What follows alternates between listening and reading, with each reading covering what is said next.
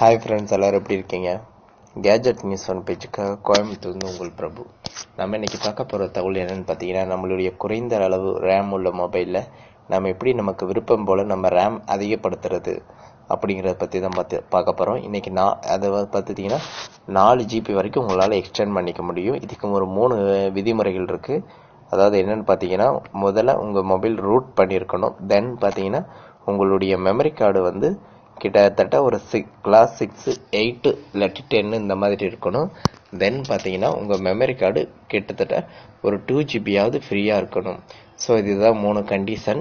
இது என்ன மெத்தடு பார்த்தீங்கன்னா, உங்கள் எஸ்டி கார்டிலேருந்து எப்படி உங்கள் எஸ்டி கார்டு மெமரியை ரேம் மெமரியாக மாற்ற போகிறோம், அதுதான் இப்போ நான் உங்களுக்கு சொல்லித்தரப்போகிறேன். இந்த ரேம் எக்ஸ்பெண்ட் இந்த அப்ளிகேஷன் லிங்க்கை நான் மேலே கொடுத்துருக்கேன். இந்த அப்ளிகேஷன் ப்ளே ஸ்டோரில் 250 ரூபா நினைக்கிறேன், 250 150. ஸோ இது உங்களுக்கு நான் ப்ரோவர்ஷனாக கிராக் பண்ணி எடுத்து வந்திருக்கேன். நீங்கள் மேலே டவுன்லோட் லிங்க் கொடுத்துறேன், நீங்கள் போய் பாருங்கள், டவுன்லோட் பண்ணிக்கோங்க. இப்போ நான் ஓப்பன் பண்ணுறேன். ஓப்பன் பண்ணோன்னா பார்த்தீங்கன்னா இதான் இன்டர்ஃபேஸ், இப்படி தான் இருக்கும். இதை நீங்கள் படிச்சுக்கலாம், ஓகேங்களா? ஓகே, இப்போ பார்த்தீங்கன்னா இந்த ஸ்வப் ஃபைல்னு இருக்குது பார்த்தீங்கன்னா, SWPFILE இருக்குது, 512 MB இருக்குது பார்த்தீங்களா? இதுதான் நமக்கு விருப்பம் போல் நம்ம தேர்ந்தெடுத்துக்கிற நம்ம மெமரி கார்டில் இருக்கிற மெமரியை, நம்ம ரேம் மெமரியை எடுத்துக்கிற பிளேஸ் தான். இதை பாருங்கள், நம்ம இப்படி இழுத்தோம்னா நம்ம 4 GB வரைக்கும் நம்மளால் எடுத்துக்க முடியும். ஆனால் இவ்வளவு நம்ம எடுத்தோம்னா அதுக்கான லோடிங் டைமு கொஞ்சம் டைம் எடுக்கும். ஸோ எனக்கு வீடியோ எடுக்க ரொம்ப நேரம் ஆயிரும். ஸோ ஜஸ்ட் நான் இப்போ ஒரு 150 இல்லை ஒரு 200 MB நான் எடுக்கிறேன். ரேம் மெமரி எனக்கு தேவை எஸ்டி கார்டிலேருந்து. இப்போ நான் டைப் பண்ணிவிட்டு நான் ஓகே கொடுத்துட்றேன். ஓகே கொடுத்துட்டீங்கன்னா இந்த நோட்டிஃபிகேஷன் உங்களுக்கு காட்டும். நோட்டிஃபிகேஷன் உங்களுக்கு வேணாம்னு பார்த்தீங்கன்னா இதை ஆஃப் பண்ணிக்கலாம். அதுக்கப்புறம் இதெல்லாம் நீங்கள் மற்றது டச் பண்ண தேவையில்லை. தென் பார்த்தீங்கன்னா இன்ஸ் இருக்குது பார்த்தீங்களா, இது 100 வச்சுக்காங்க. ஸோ ஓகே, இப்போ பார்த்தீங்கன்னா இந்த ஸ்வப் ஆக்டிவ்னு இருக்குது பார்த்தீங்கன்னா, மேலே நீங்கள் டச் பண்ணிட்டீங்கன்னா உங்களுக்கு ப்ளீஸ் வெயிட் மூமெண்ட் இந்த மாதிரி ஒரு பேஜ் வரும். இது வரவும் பார்த்தீங்கன்னா உங்களுடைய மெமரி கார்டு காட்டும். அதாவது நான் 16 GB மெமரி கார்டு யூஸ் பண்ணுறேன்.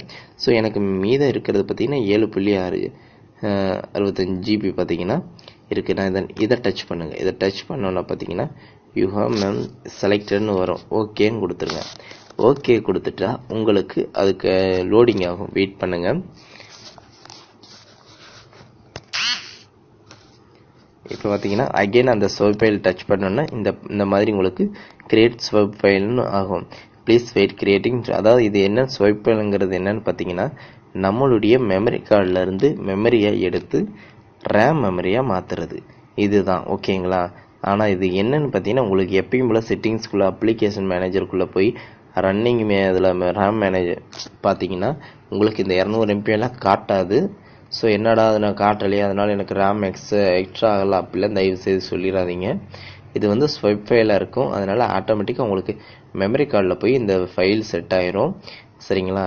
ஆனால் உங்கள் மெமரி நீங்கள் அதுக்கப்புறம் நீங்கள் ஹை லெவல் கிராஃபிக்ஸ் கேம்ஸ் எது வேணால் நீங்கள் விளையாடலாம், எது வேணால் யூஸ் பண்ணலாம், மல்டி டாஸ்கிங் பண்ணலாம்.